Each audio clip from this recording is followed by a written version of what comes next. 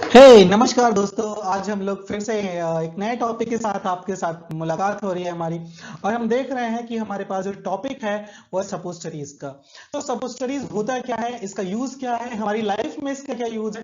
पता है, कोई भी चीज हो, जब तक इसका फ्यूचर प्रोस्पेक्ट्स हमें पता नहीं होता ना, तब तक हमें मजा नहीं आता। एक चीज सिंपल सी बात है, अगर हमें कुछ करना है, हमें कुछ देखना है, तो हमें ये तो पता होना चाहिए ना हम क्यों देख रहे हैं, नहीं तो हम देखेंगे क्यों।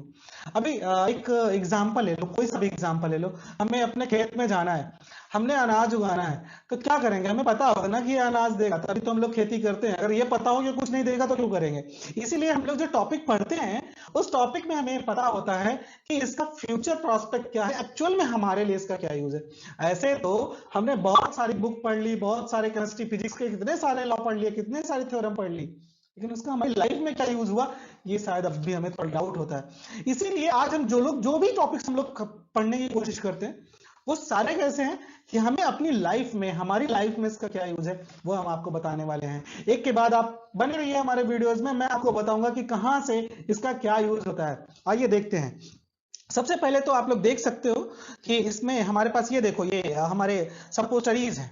लेकिन ये सपोस्टरीज बने हैं, लेकिन इनका यूज क्या है, ये क्यों ऐसे क्यों है। और ये जो फिगर है, ये क्या कह रहा है। तो एक्चुअली में इनका यूज कहाँ है और ये होते कैसे हैं, ये मैंने आपको इस फिगर में दिखाने की कोशिश करी है। चलो पढ़ते हैं। क्योंकि हमारे जो फार्मेसी काउंसिल ऑफ इंडिया है, उन्होंने एक सिलेबस दिया हुआ है, उसके सिलेबस के अकॉर्डिंग हम लोग यहाँ पे पढ़ने वाले हैं। तो सबसे पहले हम लोग पढ़ेंगे इसका डेफिनेशन, टाइप्स, एडवांटेजेस, डिसएडवांटेजेस, क्या बेस यूज करते हैं, डिस्प्लेसमेंट वैल्यू क्या होती है, इसका कैलकुलेशन कैसे करते हैं। और सबसे बड़ी चीज, जो फार्मासिस्ट होते हैं ना, उनको, वो फार्मासिस्ट क्यों होते हैं, फार्मासिस्ट का काम ही यही होता है कि इवैल्यूएशन करना, किसी कमी को पकड़ना और उसको सही करना। तो हम वही करने वाले हैं। क्योंकि जब मैं आपको बताऊंगा कि कहाँ पे आपका आपका काम कहाँ गया, वहां तक के लिए तब तक नजर जमाए रखिए। मैं आपको दिखाता हूं कि एक्चुअली में सपोज सीरीज का वर्क क्या होता है। सो चलो, अब हम लोग पढ़ने वाले हैं कि एक्चुअली सपोस्टरीज होता क्या है। तो सपोस्टरीज सेमी सॉलिड डोजेस फॉर्म होते हैं, ना तो ये सॉलिड होता है ना तो लिक्विड होता है, उसके बीच का जो होता है ना, वही होता है सपोस्टरीज। बहुत सारे हंस रहे होंगे कि बीच वाला कुछ होता है, बट बीच में यही होता है, सपोस्टरीज होता है, इससे ज्यादा कुछ नहीं होता। पढ़ लेते हैं इसको।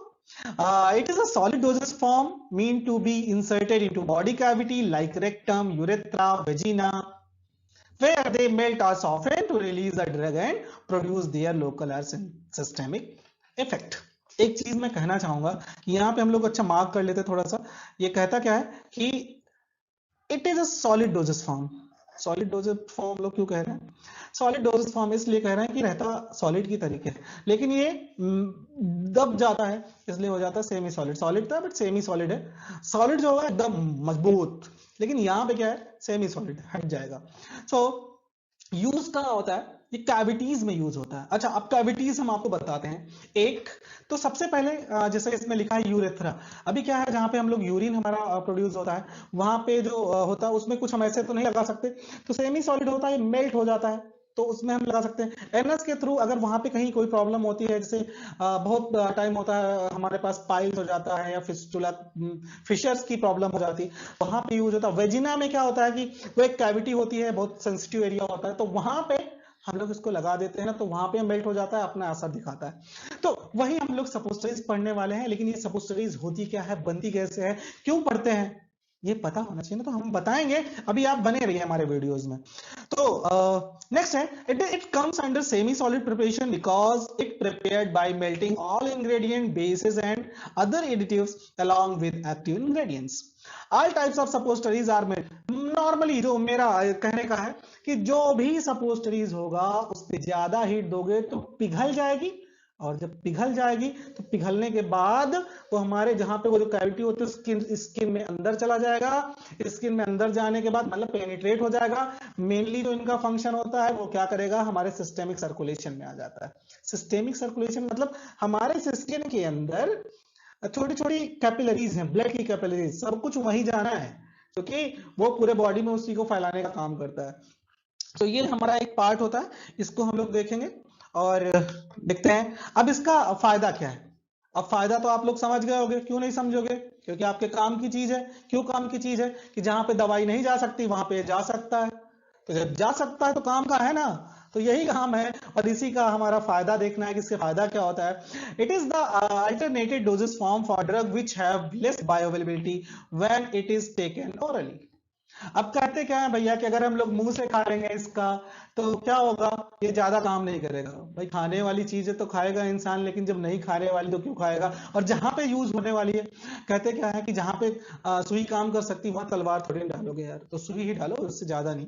तो यहाँ पे भी क्या है, जहां पे अब फॉर एग्जाम्पल कोई टैबलेट है, अब कोई टैबलेट अगर डायबिटीज में हम लोग डालेंगे तो क्या होगा, जब वो पिघलेगी नहीं तो क्या। और एक चीज और आपने देखा होगा कि कहीं भी हो, नोज है यहाँ पे अंदर की, चूंकि ये भी एक कैविटी मान के चलते हैं, तो यहाँ पे आप कुछ भी डाल दो तो टैबलेट तो रखे रहेंगे, लेकिन क्या होगा कि जहां भी कैविटीज होती है वहां का टेम्परेचर थोड़ा थोड़ा ज्यादा ही होता है। तो होगा क्या कि हम लोग इसको करेंगे, कुछ अच्छे से करेंगे कि कोई कैविटीज हो वहां पे जाएंगे, जब टेम्परेचर उसको मिलेगा तो वो पिघल जाएगा और सारा कुछ पूरा कवर हो जाएगा, क्योंकि पूरा टैबलेट तो अंदर तक नहीं जाएगा ना। इसी तरह वेजिना है, इसी तरह यूरेथ्रा है, इसी तरह हमारा रेक्टल पोर्शन है, कोलोन रेक्टम है, एनस जो जैसे एनस एनस वाला पार्ट होता है उसके अंदर हम ये अपनी जो टैबलेट एकदम बुलेट की तरह होती है अंदर चली जाती है, फिर वहां पे अपना ये रिलीज शो करती है, रिलीज शो करने के बाद अपना एक्शन देती है। तो यही काम है, इसका फायदा ये है, drug having bad odour and taste can be used in suppositories form. अब क्या है, कुछ जो होती है सपोजिटरीज, उनका अच्छा ऑर्डर स्मेल करती हैं, या फिर वो बहुत बेकार स्मेल होता है, उनका टेस्ट उनका अच्छा नहीं होता है, इसलिए हम लोग सपोजिटरीज फॉर्म में यूज करते हैं। It is suitable for unconscious patient, वो पेशेंट जो खा नहीं सकते, जो बोल नहीं सकते, चुपचाप पड़े हुए हैं, तो उनको तो ऐसे ही किया जाएगा ना, उनको तो इंजेक्शन लगा दो या सपोजिटरीज यूज करा लो, इसके अलावा हमारे पास कोई ऑप्शन नहीं होता, क्योंकि खाएगा तो है नहीं, उसकी सांसें तो चल नहीं रही, सांसें चल रही है, हम ये नहीं कह रहे मर गया। कॉन्शियस का मतलब, अनकॉन्शियस का मतलब होता है बेहोश है, सिर्फ वो बोल नहीं सकता, उसकी बॉडी काम नहीं करेगी, सांसें चल रही हैं। तो हमारा सिर्फ यही कहने का मतलब है कि हमें क्या करना है, उनको जो अनकॉन्शियस है उनमें, जैसे एनल में प्रॉब्लम है, एनएस में प्रॉब्लम है, या वेजिना में प्रॉब्लम है, कहीं भी कैविटीज वाले पार्ट में प्रॉब्लम है, तो उसको हम लोग लगा देंगे और हमारा काम बन जाएगा। It is suitable for drug which produce irritating effect in GIT, और जहाँ पे इरिटेशन कॉज करने वाली चीजें हैं, तो ये आप लोग पढ़ लो, ये बहुत आसान है। कहते क्या है कि it is suitable for infants and old people, जो बच्चे होते हैं अगर उनको स्टूल पास नहीं होता है तो वहां भी हम लोग यूज कर सकते हैं, बहुत दिन तक बच्चा खाना खाया है, लेटरिन नहीं जा पा रहा, तो उसके लिए भी हम लोग यूज करते हैं। It is suitable for the drug which are destroyed by portal circulation. अब क्या है कि नॉर्मली हमारे पास जो ड्रग होती है अभी क्या है, कहीं सर्कुलेशन में है तो वहां पे भी नहीं जा, मतलब ओवरऑल कहने का मतलब है कैविटीज, कैविटीज का मतलब वो स्थान जहां पे दवाई रिलीज में प्रॉब्लम होता है, वहां पे हम लोग सपोजिटरीज यूज करते हैं। सो अभी डिसएडवांटेज, नुकसान भी है, ऐसे थोड़ी ना, अगर किसी चीज का फायदा है तो नुकसान तो होगा ही, ये तो हमेशा चलता आ रहा है। So the manufacturing process is more difficult as compare other formulations. अब क्या है कि ऐसा तो नहीं है, खैर अब हमें कुछ ना कुछ तो करना ही होता है। अब कहीं लिखेंगे एडवांटेज डिसएडवांटेज पूछा है, तो अभी पता है क्या कि पापा है ना, पापा क्या करते हैं कि अगर बच्चा सुबह से शाम तक सारा कुछ अच्छा किया है, तो अब तो नहीं, खैर अब तो टाइम चला गया, लेकिन पहले क्या करते थे कि जब सुबह शाम को आता था ना तो उसको डोज मिलती थी, मतलब एक आध थप्पड़ उसके फिक्स हुआ करते थे, शाम को आएगा तो इसको भेंट में मिलेगा। लेकिन अभी क्या है, द मैन्युफैक्चरिंग, अभी डिसएडवांटेज हमें बनाना ऐसा तो नहीं है, बनता तो है ना, तो ये क्या कह रहा है, the manufacturing process is more difficult as compare other formulations, ऐसा नहीं है, बट हम लिख सकते हैं द ड्रग विच, क्यों क्यों फॉर्मुलेशन में प्रॉब्लम आती है, क्योंकि भाई अगर ज्यादा ज्यादा हीट मिल गई उसकी तो क्या पिघल जाएगा, आपका सपोजिटरीज नहीं बनेगा, टैबलेट बन जाएगी, कैप्सूल बन जाएगा, सिरप बन जाएगा, बट ये नहीं बनेगा।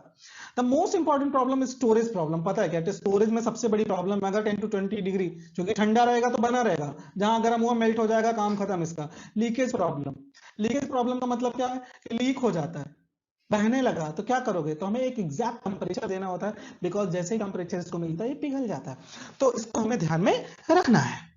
टाइप्स ऑफ सपोजिटरीज, एक पहला है रेक्टल सपोजिटरीज। रेक्टल का मतलब एनस के थ्रू हम लोग इंसर्ट कराते हैं बैक साइड में, और जहां भी अगर वहां पे कोई प्रॉब्लम होती है, वहां पे रिलीज नहीं हो पाता है, तो उस रिलीज सिस्टम को हम लोग समझते हैं। यूरेथ्रल का मतलब होता है through the urine. The weight of this type of suppository is about 2 gram and 60-75 mm long. और जनरली पता है यार, ये सपोस्टरीज मेनली फीमेल्स के ज्यादा काम आती है, मेल के कम काम आती है। क्यों? क्योंकि कैविटीज वहां पे ज्यादा मिल जाती हैं।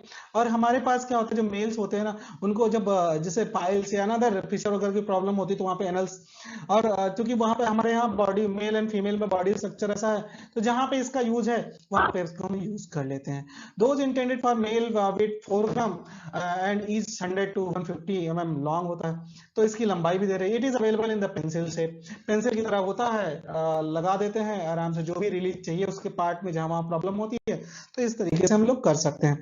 वेजिनल सपोर्टरीज, इट इज इन ओवी फॉर्म शेप, वेजिना के शेप की होती है, और उसमें हम लोग आसानी से लगा देते हैं। और उस पार्ट में अगर कोई भी प्रॉब्लम होती है, कोई इन्फेक्शन हो जाता है, बहुत सारी प्रॉब्लम्स होती हैं, हम उसको अभी डिस्कस नहीं करेंगे, तो वहां पे हम लोग इसको लगा देते हैं, वहां पे रिलीज होता है, और नॉर्मली जो भी प्रॉब्लम्स होती हैं सुलझ सुलझ करके शॉर्ट आउट हो जाती है।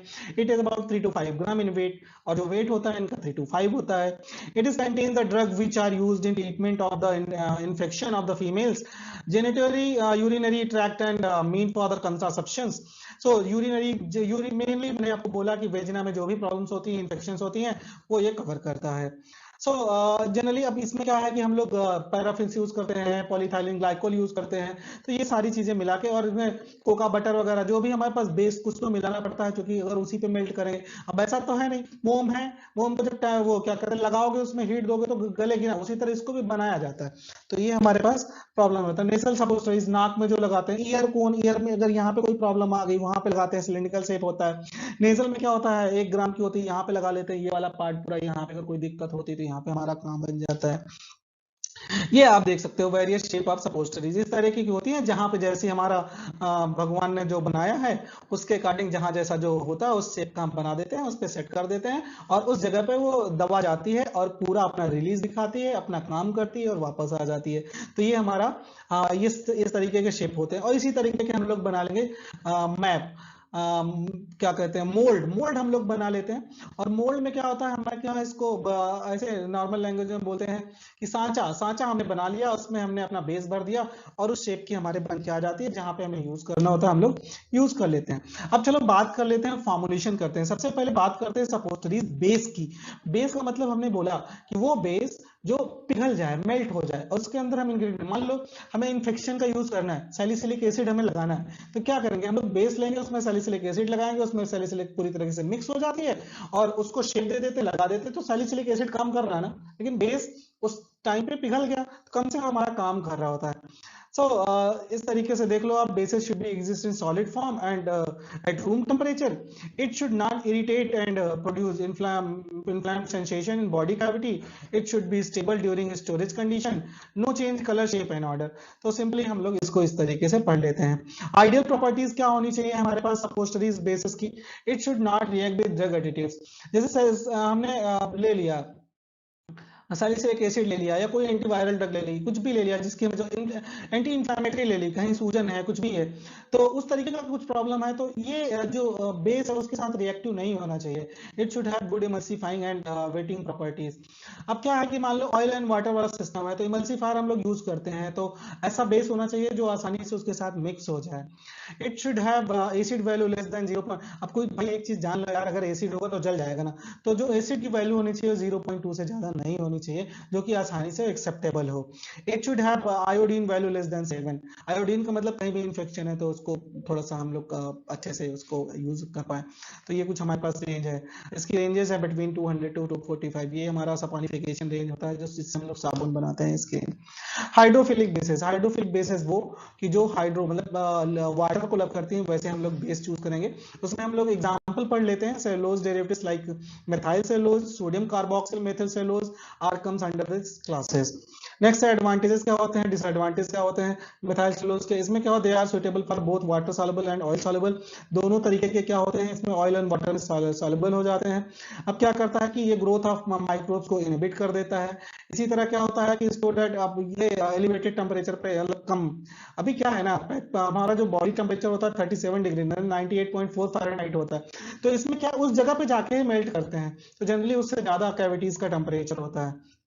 डिसएडवांटेज क्या है कि interact with food drug and alter bioavailability of the these drug, क्या करते हैं कहीं से और इंटरैक्ट कर देगा जो उसकी बायोबिलिटी है, जिसका जितना एफिकेसी देना चाहिए, जितनी देर रहना चाहिए, नहीं रह पाता है, तो इसका एक डिसएडवांटेज दे देते हैं।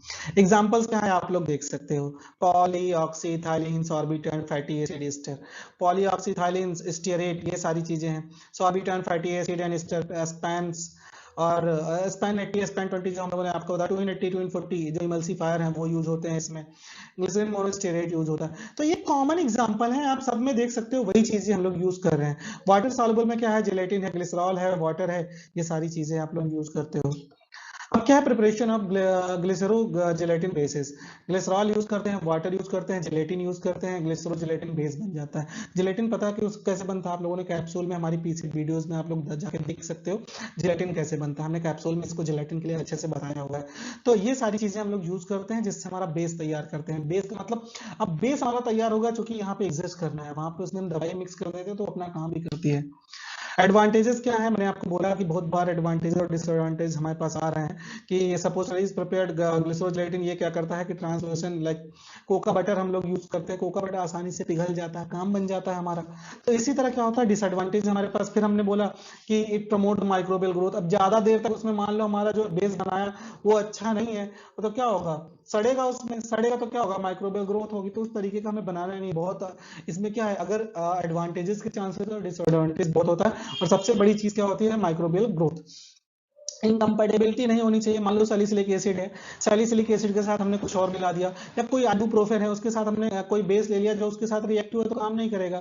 It causes dehydration and irritation of rectal mucosa, ऐसा कुछ भी ना हो, मान लो एसिड वैल्यू ज्यादा है, हमने रेक्टल में लगा दिया, दैट मींस एनएस के थ्रू हमने कोई चीज लगा दी, अब लगाने के बाद क्या होगा कि भैया वहां पे इरिटेशन काज कर दिया है। अब इरिटेशन काज कर देगा तो आदमी लगाएगा क्यों, है बात की नहीं।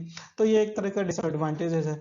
अब क्या है, थोड़ी देर के लिए लैक्सेटिव एक्शन भी प्रोवाइड करता है, पता लगे हमारे पास स्टूल पास नहीं हो रहा तो काफी देर तक चल जाता है। Handling and manufacturing of the suppositories are difficult, तो क्या पकड़ने में फिसलती है, छड़क के नीचे चली गई, तो ये कुछ हमारे पास डिसएडवांटेजेस हैं। Next one is polyethylene glycol है। पॉलीथाइलिन ग्लाइकॉल क्या होता है, जनरली हम लोग यूज करते हैं पॉलीथाइलिन ग्लाइकॉल, ऑलरेडी पता है, अभी वीडियोस पढ़े पीछे पढ़ी है, उसमें इमल्शन आप देखो तो ये सारे इमल्सीफायर का यूज करते हैं, ऐसे इमल्सीफायर यूज करते हैं हमने। They are also called macrogols, they are the mixture of two or more grades and micro goal used as suppositories basis। तो ये कार्बा वैक्स, वैक्स जितने भी होते हैं, बीज वैक्स, मधुमक्खी वाला है, कुछ भी मतलब बेस बनाने के लिए, मतलब सेमी सॉलिड फॉर्म देने के लिए, बाकी दवाई तो हम डालेंगे उसमें। एग्जाम्पल आप लोग देख सकते हो, पीजी 400 है, पीजी कितने पिटनियर पार्ट्स हम लोग यूज करेंगे। फॉर हार्ड सपोस्टरीज के लिए 1000, पीजी 4000 लोग यूज करते हैं, फॉर सार्ट्स के लिए 1000 एंड पीजी 4000। इनके पार्ट्स में ऊपर नीचे हो जाता है, और ये पार्ट्स कैसे होंगे भी डिस्प्लेसमेंट वैल्यू में हम लोग देखने वाले हैं। एडवांटेजेस फिर से वही है, this is the thermostable, it does not gate degraded और हाइड्रोलाइज्ड, माइक्रोबियल ग्रोथ के लिए कैविटीज में जाएगा, एब्जॉर्बिंग कैपेसिटी अच्छी हो जाएगी, खराब हो जाएगी, ये दोनों एडवांटेज। जिससे केमिकली स्टेबल होता है, क्योंकि इमल्सीफायर मैंने आपको बोला था, उस लास्ट वाली वीडियोस आप नहीं देखे हो तो जरूर देखना जाके, इमल्शन वाला। इमल्शन से काफी चीजें इसमें मिलती हैं, क्योंकि इमल्शन में हम लोग क्या है कि वाटर और ऑयल को मिलाने की कोशिश करते हैं, उसमें इमल्सीफायर यूज करते हैं, इसमें भी कुछ ना कुछ मिलाने के लिए तो कुछ ना कुछ करना पड़ेगा। डिसएडवांटेजेस क्या होता है कि ससेप्टेबल रेंसिडिफिकेशन होता है, दैट मीन्स कहीं ना कहीं एसिड की वैल्यू हमारी बढ़ जाती है, तो ये इसको आप लोग देख लेना। लिपोफिलिक बेसिस में क्या होता है, लिपोफिलिक वो होते हैं जो ऑयल को लव करते हैं, दैट मीन्स ऐसा बेस जो ऑयल लविंग होता है, दैट मीन्स ऑयली नेचर का होता है। तो कोका बटर हमारा ऑयली नेचर का होता है, इट इज नेचुरल ट्राइग्लिसराइड होते हैं, तो कोका बटर ले लेते हैं। दूसरा हमारे पास इसके देख लेते हैं एंटीऑक्सीडेंट, एंटीऑक्सीडेंट में हम लोग देख सकते हैं इथाइल, ये सारे एग्जाम्पल है, आपको लिखने हैं। इसका एडवांटेज डिसएडवांटेज नहीं पूछेगा, मैं तो आपको डिटेल में थोड़ी ज्यादा हो रहा है कि आपको केवल ये याद करने हैं, ये वाला पार्ट है ना हमारे पास, ये वाला, ये सारे ये आपको याद करने हैं। टोकोफेरॉल, हाइड्रोक्विनोलोन, ब्यूटा, ये बीएचटी है, बीएचए है, anisole, that will butylated hydroxy anisole. तो ये सारे एग्जांपल एंटी ऑक्सीडेंट के, ये आपको आने चाहिए, एक बार फिर से रिवाइज करके देख लीजिएगा पीपीटी, इसमें सारी चीजें आपको मिल जाएंगी। इमल्सिफाइंग एजेंट, ये मैंने बोला आपको, twin 80 twin 80 twin 20 twin 40, span 80 ये सारे इमल्सिफाइंग एजेंट हैं, वूल फैट्स वगैरह, तो ये आप लोग देख लीजिएगा। हार्डनिंग एजेंट्स क्या क्या होते हैं, हार्डनिंग एजेंट में हम लोग बीज वैक्स वगैरह डालते हैं जो टाइट कर देते हैं, इसी तरह से कैम्फर है, डाल डाल देते टाइल, मैक्रोगोल्स होंगे तो हाई टेम्परेचर पे कि मतलब 45 के ऊपर ही पिघलेगा, तो इस तरीके का हम लोग इसमें यूज कर सकते हैं। प्रिजर्वेटिव्स में ये एग्जांपल है मिथाइल पैराबेन, प्रोपाइल पैराबेन, याद कर लो कि पैराबेन जो भी होगा ये सारे प्रिजर्वेटिव्स होते हैं। और ये कोरसॉल जो होते हैं ना, ये सारी चीजें, ये एग्जांपल में पता है ये हमेशा कॉमन रहता है, हर एक में एग्जांपल कॉमन रहते हैं, तो इसको भी हमें पढ़ना है और अच्छे से देखना है। थिकनिंग एजेंट है हमारा, इसको aluminium monostearate, colloidal silica, magnesium stearate, stearyl alcohol, ये सारे हमारे पास क्या है थिकनिंग, जो क्या करते हैं मोटा कर देते हैं भाई, पतला पतला ना रहे, थोड़ी देर विस्कोसिटी रहेगी तो थोड़ी देर उसमें जमेगा, ज्यादा जल्दी पिघल के बाहर नहीं हो जाएगा। प्लास्टिसाइजर है क्या कि जो उसमें बढ़िया एकदम लेयर बना देते हैं, आप हाथ लगाओ तो बढ़िया सा पट्टी से चलने लगे, तो कॉस्टर ऑयल है, ग्लिसरीन है, ग्लिसरॉल है, 280 है, 85 है, तो ये सारी चीजें आपको प्लास्टिसाइजर में आप लोग, ये फॉर्मुलेशन का एक पार्ट है और सब में आपको एग्जांपल देने हैं। अब बात करते हैं मेथड ऑफ प्रिपरेशन की, कैसे बनता है। तो इसके मेथड है कई सारे, जैसा आप पता है सारा बेस लो, हाथ में ऐसे रगड़ लो तो ऐसे भी बन जाएगा, रोल करके बना सकते हो। तो हम क्या क्या मेथड्स हैं वो, मोल्ड्स यूज इन द, जो हमारे पास मोल्ड्स होते हैं, मोल्ड्स अभी दिखाते हैं मैं आपको कि मोल्ड्स हमारे पास, ये मोल्ड होता है। अब देखो इसमें क्या है ना, ये ये क्या है कि हमारे पास इनके छिद्र बने हुए हैं। अब इसमें क्या करेंगे, जो हमारे पास ऑयली टाइप में है उसको गर्म कर लेते हैं, उसके अंदर डाल देते हैं, जब ठंडा होता है तो इसमें हार्ड शेप ले लेता है, तो हार्ड शेप ले लेगा तो क्या बन जाएगा हमारी, जैसे ऐसे ऐसे राउंड राउंड की हो जाती है ना, ऐसे ऐसे पोस्टरीज, या गोली की तरह बना लो, ऐसे ऐसे ऐसे ऐसे पोस्टरीज बना लो। तो ये इस तरीके के जो जितने भी शेप देना चाहेंगे मोल्ड में भर देंगे, बेस भर देंगे, उसमें दवाई डाल देंगे। दैट मीन्स हमारे, मैंने आपको बताया कि जो भी कोई भी चीज बनती है तो हमारी दो चीजों से मिलकर बनती है, एक चीज क्या होती है एपीआई, दूसरा होता है एक्सीपिएंट्स। एपीआई क्या होता है active pharmaceutical ingredient, second excipients क्या होते हैं कि एडिटिव्स जो उसकी बल्क को बढ़ाते हैं, that means it increases the bulk of any drug. Salicylic acid से तो 1 ग्राम होगा और उसके अंदर जो बल्क होते हैं, जो एडिटिव्स होते हैं, वो सारी चीजें होती हैं। ये आप देख सकते हो, ये भी एक मोल्ड होते हैं, अगर आपको इस शेप में चाहिए तो ये सारे हम लोग मोल्ड। अब क्या है कैलिब्रेशन ऑफ द मोल्ड में हम लोग पढ़ लेते हैं। The first step is to prepare moulded suppositories from base material alone, the suppositories combined and average weight is recorded to determine volume of, मतलब ये सारी चीजें हैं, हमें एक एक करके इनको आगे बढ़ाने। लुब्रिकेंट्स यूज्ड, अब क्या है कि क्या ना कि अभी जैसे मान लो हमारे पास कोई मोल्ड है, ये हमारे पास मोल्ड है, इसमें क्या करेंगे कुछ लुब्रिकेंट लगा देंगे, कोई ऑयल ऑयल वगैरह डालेंगे जिसमें हम कोई बेस डालें तो ये आसानी से बाहर निकल जाए, तो उसी शेप में निकल जाता है जैसे मोमबत्ती हम लोग घर में बनाते हैं। एग्जाम्पल्स क्या है कि यहाँ पे कोका बटर है, लिक्विड पैराफिन है, ऑर्चिस ऑयल है, इसको सबको मिला देंगे तो हमारा एक तरह से वो बन जाएगा। अब हम बात करते हैं हैंड मोल्डिंग।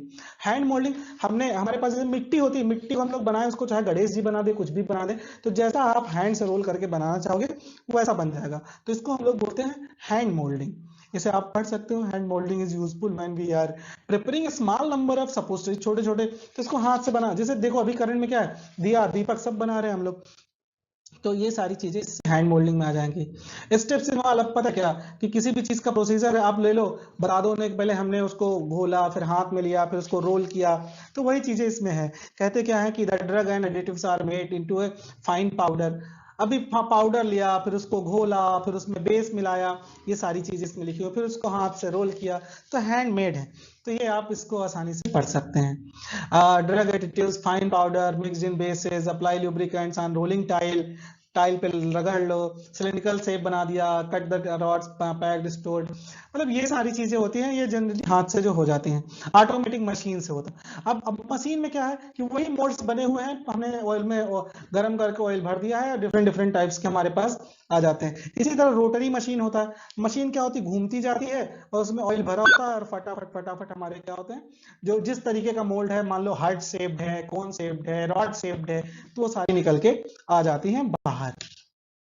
इसमें ये जैसे लिखा हुआ है, drug additives, fine powder, milk basis, powder के साथ मिक्स कर दिया, हॉपर में डाल दिया, लुब्रिकेशन ऑयल डाल दिया, कूलिंग सिस्टम है, कूल कर दिया, बढ़िया से बढ़िया बढ़िया निकल के हमारे पास आ जाती है।